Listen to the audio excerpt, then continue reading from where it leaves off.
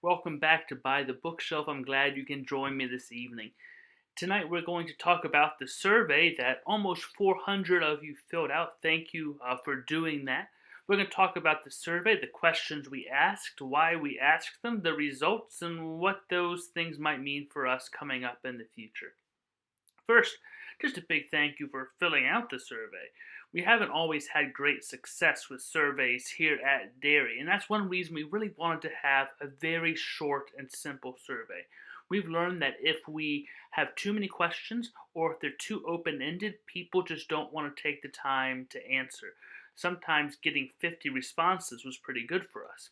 So we wanted to have it very short, very simple for you to fill out. Another reason we didn't want to have a bunch of open-ended questions is we've learned when we do that, we get such a wide variety of answers that it really gives us no information or no direction to go because you have answers across an entire spectrum and no clear direction. We wanted to have 5 very simple questions that for the most part were yes or no or multiple choice. I do one of these or none of these. That gives us some clear kind of answers, a beat on what the congregation is thinking. Now, we don't just make decisions based on what the majority of people want. That isn't always the best way to make decisions, but we need to keep that in mind and we want to know what the congregation is thinking. Many of you have reached out to share your thoughts one way or the other, or when one of the pastors has called you, you've said something like, I really miss worship. I can't wait to get back, but I realize why now is not the good time to do it, or I can't wait for outdoor worship. I'm going to be there as soon as possible, or I'd go back in the sanctuary if we had it. I understand a few churches are, and I understand why Dairy's not yet, but as soon as you have it, I'd be willing to come back. A lot of you have shared those different thoughts, but this gives us a much deeper sense of where the congregation's at. Almost 400 of you filled it out, which is, I think, a record for surveys here at Dairy. So again, thank you for that. And that is really why we had the limited questions. We weren't seeking to get everyone's wide variety of views across this entire spectrum of things going on with COVID. That wouldn't really help us figure out what next steps were. And we knew there'd be such a wide variety of views on everything from worship to masks to Sunday school to who knows what else. So we really wanted to get a sense of outdoor worship. Do we keep doing it? Is it worth it? When we do move to indoor, is it better to take the first step of doing a small, shorter indoor service? Because what epidemiologists and experts are saying with any virus, the longer you're in an enclosed space, the greater the risk of transmission. So a lot of places are starting smaller. Would people be at all interested in that? We wanted to have that answer before we spent hours and hours planning and organizing that. Because if we tried to do a 30-minute indoor service, whether that's in September, October, November, December, and no one came, that's not a good use of energy and resources. That's why we asked that question. If we do one of those services, it's probably not going to be on Sunday morning. More on that later, but we wanted to get a sense, is Tuesday night still a good night for worship? Does that exclude some people? Should we do Saturday night? It seems like there's a good mix of both, a little bit majority on Tuesday evening, but we may want to try to do both. We're also looking at ways to have some kind of outdoor service on a Sunday too. More on that later. That's why we asked about Tuesday or Saturday. If we do outdoor services continued, if we eventually do some kind of shorter indoor service, when's the best time for that going to be? We wanted to ask, would you come back to the sanctuary for an hour-long service now? Not that we want to do that right away, but what's the kind of the sense of the congregation? About 27% said they would. Now, a disclaimer, that service would still look very different than what you're used to. We're still not going to have a choir or a bunch of children gathering up front. It'd be a lot like the live stream. The challenge would be we might only have just one soloist singing in a mask, and we wouldn't be able to have people singing in the pews. So that could be awkward, just kind of listening to a soloist. That's one of the good things about live stream that many of you have said.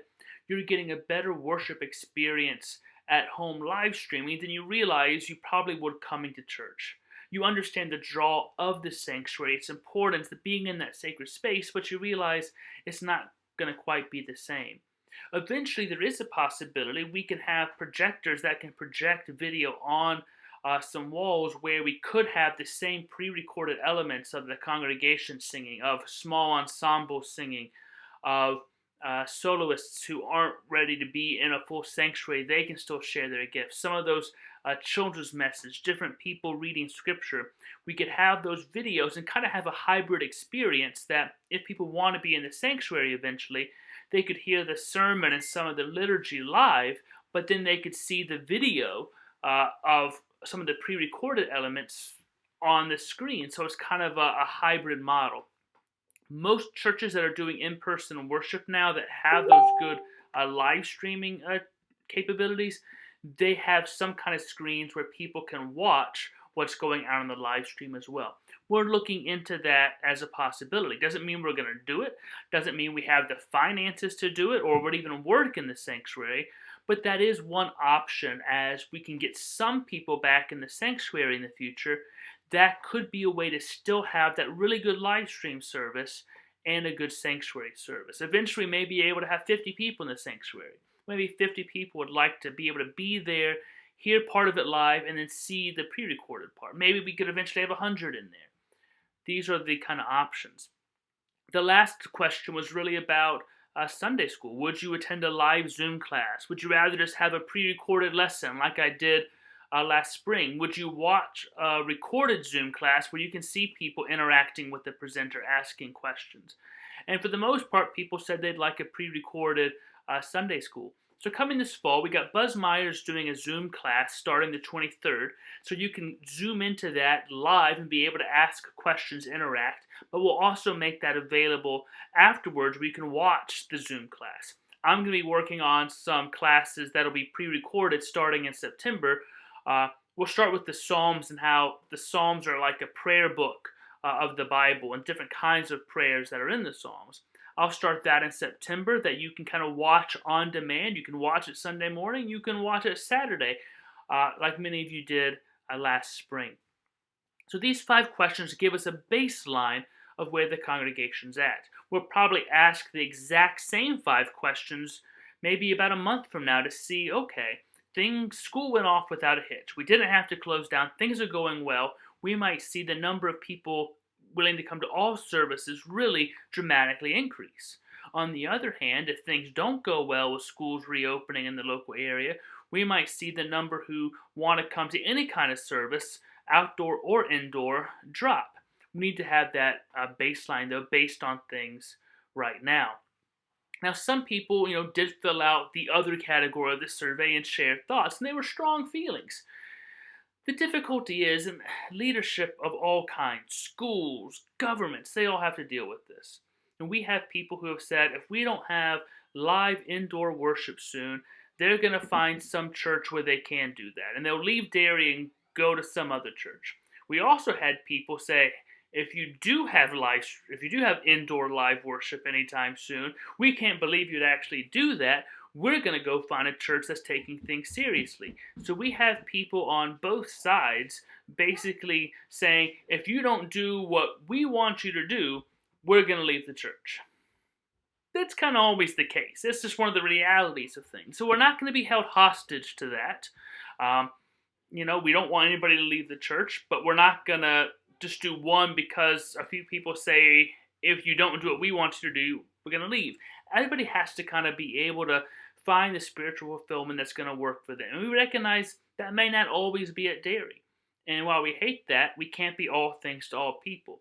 We've had new members join because they weren't getting what they needed at their church. And we realize people have left Derry over the course of its 300 years because sometimes they weren't getting what they needed. No matter what choices we make, it seems like somebody's going to be angry and may go somewhere else. And we have to just kind of own that and realize that's what's going to happen. So there were responses of, we can't believe you're even considering doing indoor in-person worship. We're not really considering it right now. We want to get a sense of if it's worth looking at in the future when it's safer to do so. And we also had people saying, other churches are doing indoor worship, why can't you? Again, we have both sides of that. And every church context is different. Some churches don't have the live stream capabilities we do. And so that's really their only option.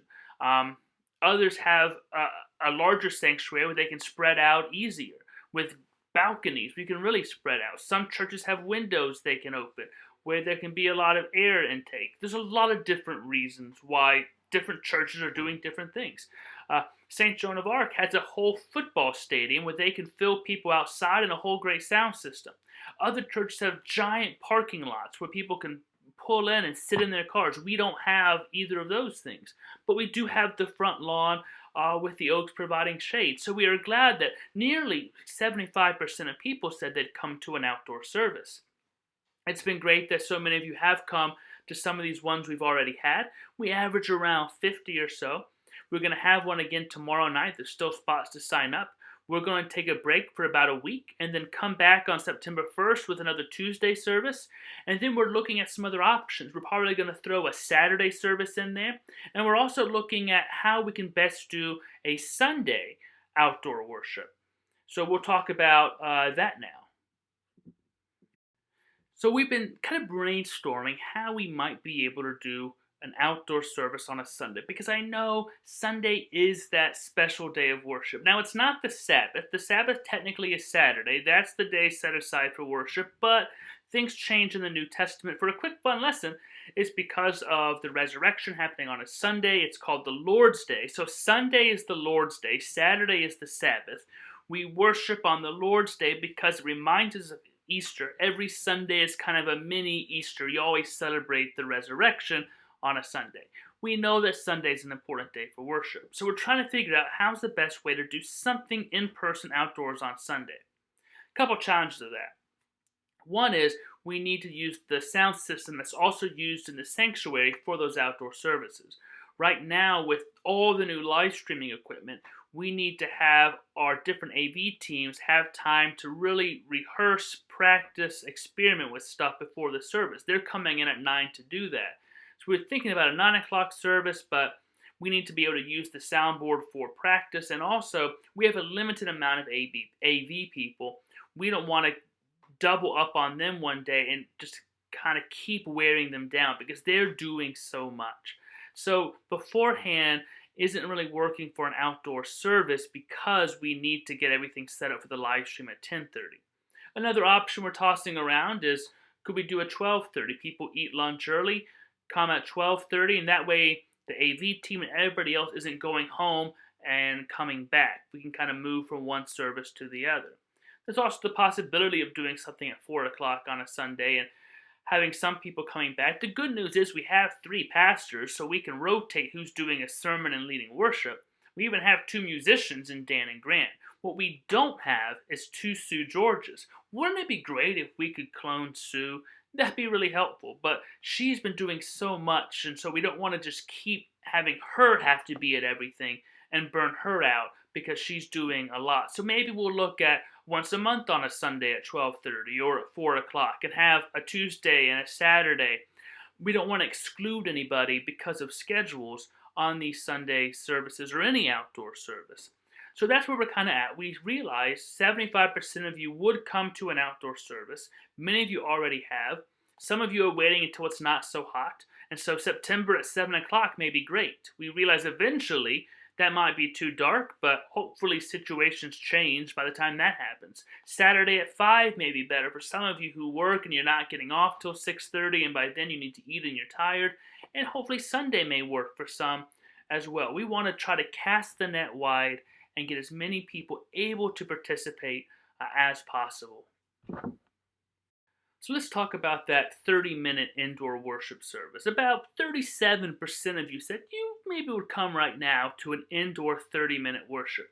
It would look a lot like the outdoor services look now. You might have just basic one-page bulletin. We ask you to take those home, really spread out. So the way our sanctuary is and the distances people said they were comfortable with. Now, often you hear the 6 feet.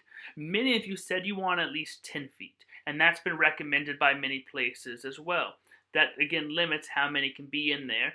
But let's say we had 50 in there at a time. Because really, right now, we have about 50 coming to the outdoor services. We put a cap at 80. So let's even say we had a cap at 80 in the sanctuary. We could probably potentially work that. 50 might be easier. It would be kind of, a couple little liturgy pieces of call to worship, probably a simple hymn that people already know with one person leading it with the piano, probably wearing a mask with a microphone. Then having a scripture reading, a short meditation, probably an anthem, again with that same soloist, prayers with the Lord's Prayer, a hymn, and then benediction and a postlude. So we're trying to keep it short.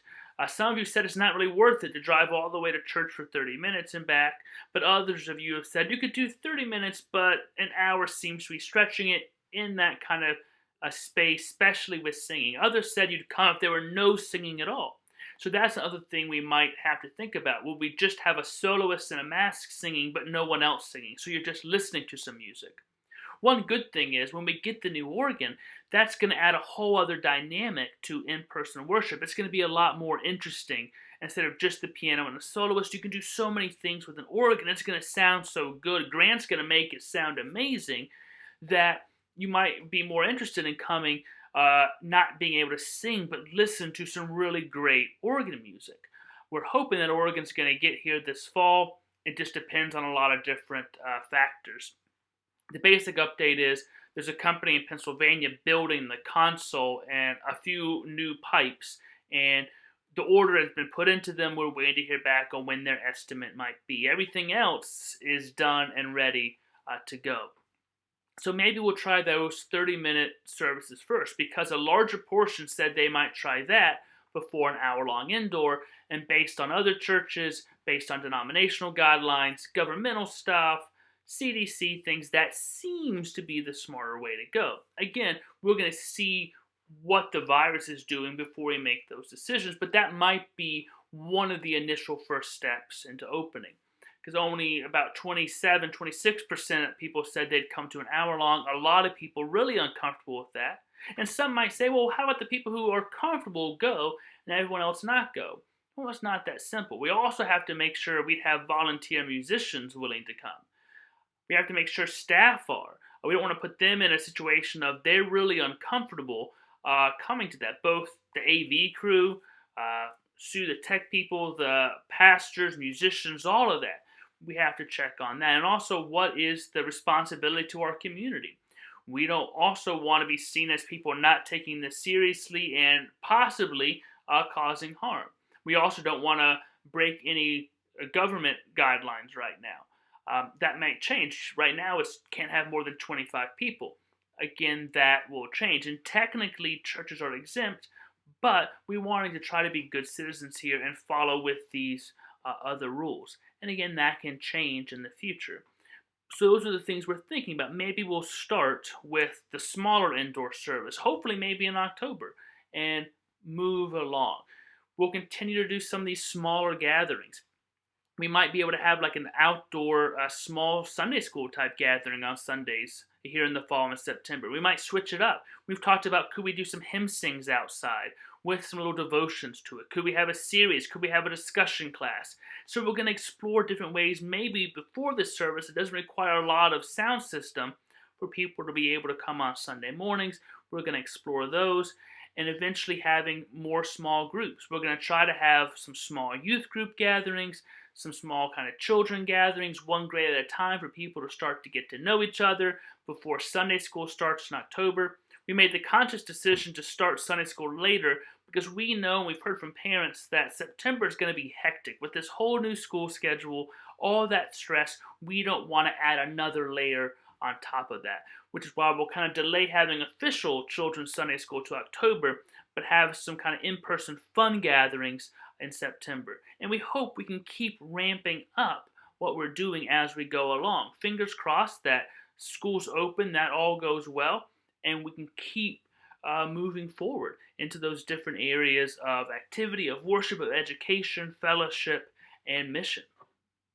So the bottom line is we really appreciate you filling out this survey. It may not have been the survey everyone wanted, but it's the one we needed at this time. There may be some separate surveys eventually for youth or for children or from CE as they kind of get more of a sense of what they want to do in the fall, and they kind of get kind of a read on the situation. We want to keep trying to find new ways to connect with you, both in person and digitally.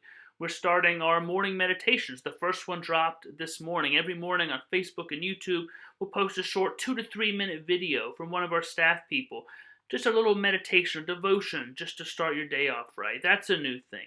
We have Grant's Friday music previews. That's a new thing. We're going to be doing more things live at church. We already have the Monday women's group meeting, the outdoor services. We'll have some children and youth groups happening. Some committees are considering, hey, can we meet outside now? Working on getting AA back to meeting at least once a week here, because that's such a needed thing. We're trying to slowly move and make progress while also being careful, while also being conscious of our environment, the virus, what the community's thinking, and all of those things. So we really do appreciate you taking the time to fill out that survey, and we'll probably ask these same questions again. And we're going to keep trying to make our best choices moving forward. I've talked about that a lot on here. If we can't have certainty about the future, we can at least try to have some clarity. Here's what we're doing now. Here's what the next steps most likely would be. Session meets this Wednesday. We'll make some decisions about the next month. They already have the survey results. They're going to be looking at them. The task force is meeting tonight. They'll make some recommendations, and we'll have an update on what the session decides this Sunday during worship, and a letter will go out the next day on Monday to all of the congregation. That same letter will be in the e-news, so we want to make sure everyone gets the information. Session will make some decisions about the short-term future, possibly long-term, and we'll keep making decisions because things keep changing. I mean, just look at college football. One week they're giving out schedules, the next week some are canceling seasons, some aren't. Schools have gone from in-person to hybrid to all virtual to back. Around the country, I've had friends who they were going to do 5 days a week. 3 days later, it switched to hybrid. 2 days after that, they said, hey, we're going to do only virtual for the first semester. Things are changing so often. So we don't want to overpromise things and then underdeliver. We don't want to keep switching back and forth. That's why we're trying to keep a constant kind of slow movement forward where we can bring everyone along with us. So we really do appreciate your patience, your faithfulness, your willingness to let us know what's going on, you sharing your ideas. Some of the things we're thinking about is based on ideas you've shared. Like, how can we work out a Sunday outdoor service? How can we do this and that? You've shared thoughts. We've brought them to the task force, and we're working on them. And so we really do appreciate that. I thank you for sticking in there with us. And keep us up to date on how you're doing. And I hope if you are comfortable, you can come to some of these in-person events, but only if you're comfortable, if you feel safe.